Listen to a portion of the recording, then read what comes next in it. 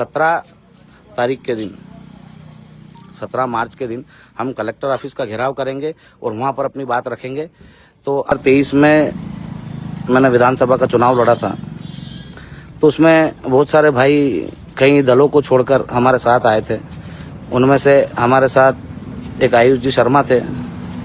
जो पहले कभी भारतीय जनता पार्टी से जुड़े हुए थे और उनके साथ काम करते थे, पर उनकी और मेरी मित्रता थी, कुछ मुद्दों से प्रभावित थे, तो उन मुद्दों को लेकर वो हमारे साथ विधानसभा चुनाव में हमारे सहभागी बने, हमारे साथ मेहनत करी, दौड़े। और उसके बाद फिर से जो उनका व्यापार व्यवसाय उसमें लग गए, क्योंकि वो कॉन्ट्रैक्टर हैं और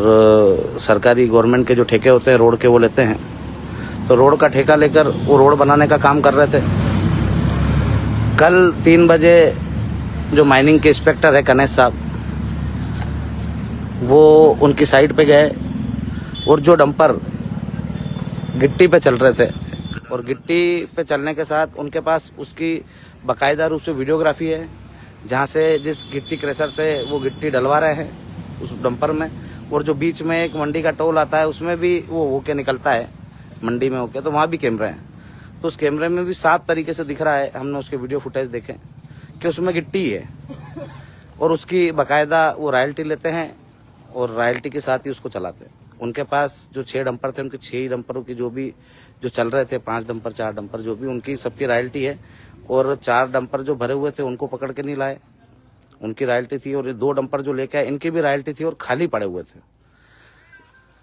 पर वो जो गणेश साहब आए थे, उनका यह कहना था कि उनके ऊपर बहुत अत्यधिक दबाव है, प्रेशर है, उस प्रेशर के कारण उनको खाली डंपर भी ले जाके केस बनाना पड़ेगा। जब इनने विरोध करा उस बात का कि साहब हमसे कोई गलती हुई हो, हमसे कोई चूक हुई हो तो आप हमें बताइए, पर इस प्रकार से हमारे काम को प्रभावित मत करिए। आप हमारे काम में व्यवधान डालेंगे तो जो समय पे हमको काम पूरा करके देना हम नहीं दे पाएंगे। और जो आप बोल रहे हो कि ऊपर से प्रेशर है, तो जो प्रेशर करने वाले लोग हैं उनका काम ही ये है कि प्रेशर करके इनका काम बंद कर दिया जाए, ताकि जो समय पे इनको काम करके देना है वो ये काम करके नहीं दे पाए और इनको उसका फाइन भरना पड़े।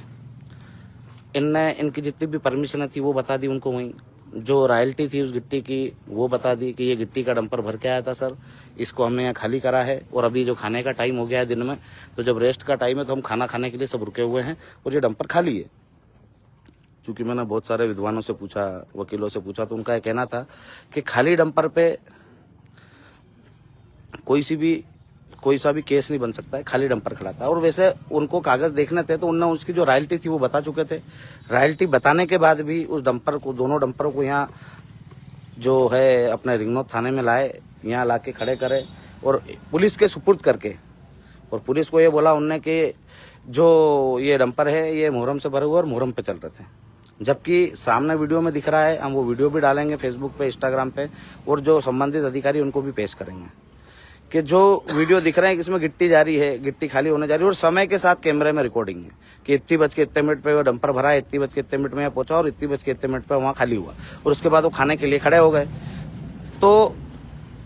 जो आम व्यक्ति है वो अपना काम ईमानदारी से रॉयल्टी लेके कर रहा है, फिर भी वो कर नहीं सकता, क्योंकि वो किसी निर्दलीय प्रत्याशी के साथ, जिसका नाम मैं खुद जीवन सिंह हूँ, मेरे साथ था, इसकी वजह से उसको प्रताड़नाएं झेलनी पड़ रही है। यदि वो भारतीय जनता पार्टी का होता तो कई अवैध खनन चल रहे हैं, कई अवैध गिट्टी की मशीनें चल रही है, इनके पार्टी की लोगों की है, उनका ये अभी तक निरीक्षण करने नहीं जाते, और वहाँ निरीक्षण करेंगे तो जो जुर्माना है वो कई गुना ज्यादा होगा, 100-200 करोड़ का इनको जुर्माना ही भरना पड़ेगा। इतने अवैध उत्खनन कर रखा है, पर उसको, वो हमारा विषय नहीं है, वो इन्हीं का विषय है। वो किसको छूट देते हैं और किस पे मतलब वो कार्रवाई करते हैं, ये सोचने लायक बात है कि आप और हमें सोचना है कि क्या आज भी हम आजाद हैं,